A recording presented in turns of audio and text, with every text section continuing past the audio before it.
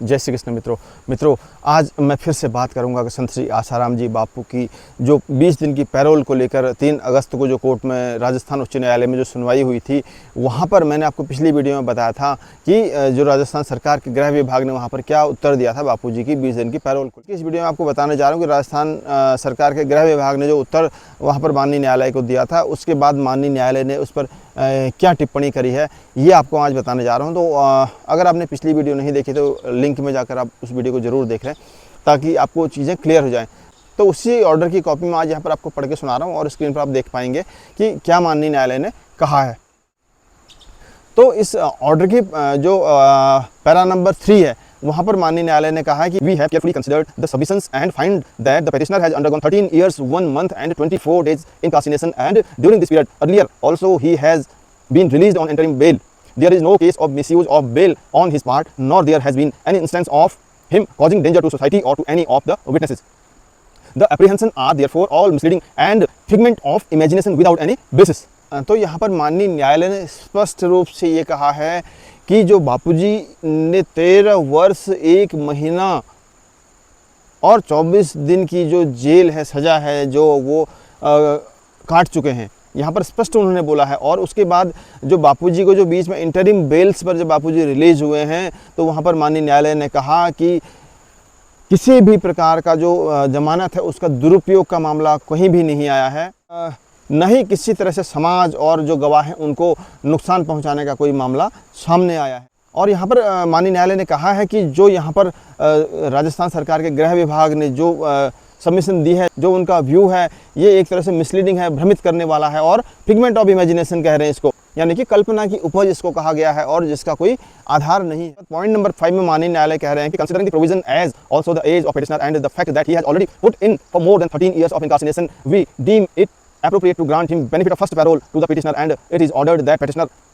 shall be released on first parole of 20 days upon furnishing a personal bond in the sum of 50,000 with 2 sound and solvent sureties of 25,000 each to the satisfaction of the Superintendent Central Jail Jodhpur on the usual term and condition. The Superintendent Central Jail concerned shall be at liberty to impose other adequate and reasonable condition to ensure return of the convict to custody after availing parole.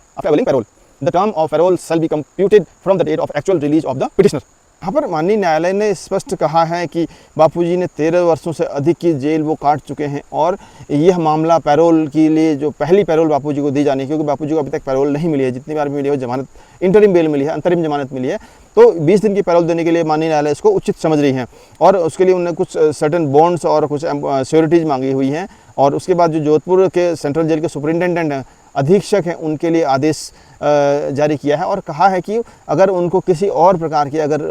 उनको शर्तें लगानी तो बापूजी के ऊपर शर्त लगा सकते हैं। और ये जो पैरोल उस दिन से मानी जाएगी जिस दिन से बापूजी एक्चुअली जेल से बाहर आएंगे। तो यहाँ पर माननीय न्यायालय ने स्पष्ट रूप से अपने ऑर्डर में कहा है कि जो ये सरकार का पक्ष रखा गया है, ये टोटली फिगमेंट ऑफ इमेजिनेशन, यानी कि कल्पना की उपज इसको कहा गया है और जिसका कोई आधार नहीं है।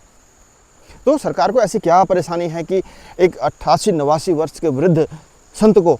जिन्होंने पूरा जीवन सनातन के लिए लगाया है, उनको 20 दिन की पैरोल देने के लिए इतनी आखिर क्या ऐसी परेशानी हो गई है। ये बहुत दुख का विषय मुझे लग रहा है। बापूजी करोड़ों साधकों को कितनी इससे पीड़ा हुई है, ये मुझे लगता है कि शायद ही कोई समझ पाएगा, क्योंकि जहाँ इतने छोटे पीरियड के लिए बेल देने के लिए सरकार को इतनी परेशानी हो रही है, तो हम सरकार से और क्या ही उम्मीद कर सकते हैं। तो आप सबसे निवेदन करूंगा कि प्लीज़ पिछले वीडियो को ज़रूर देखें और इस वीडियो को भी देखें पूरा, और इसके बाद इसको अपने अधिक से अधिक साथी को शेयर करें, अधिक से अधिक साधकों को और सनातनियों को शेयर करें, ताकि जो हमारी तथाकथित हिंदूवादी सरकारें हैं उनकी कथनी और करनी में कितना अंतर है। जब माननीय न्यायालय बापूजी को बेल पैरोल देना चाह रही है और सरकार उसको रोक रही है। तो मिलते हैं अगले एक और वीडियो में, और एक मैं आपको और इसके बाद खुलासा लेके आऊँगा कि सरकारों का रुख हमारे बापूजी के खिलाफ कितना हद तक जा रहा है। अगले वीडियो में आपको बताऊँगा। तो तब तक के लिए आप बने रहिए और आप अपने कमेंट करके अपनी राय ज़रूर व्यक्त करें कि इस मामले में आप क्या सोचते हैं। तो तब तक के लिए नमस्कार, जय श्री कृष्ण।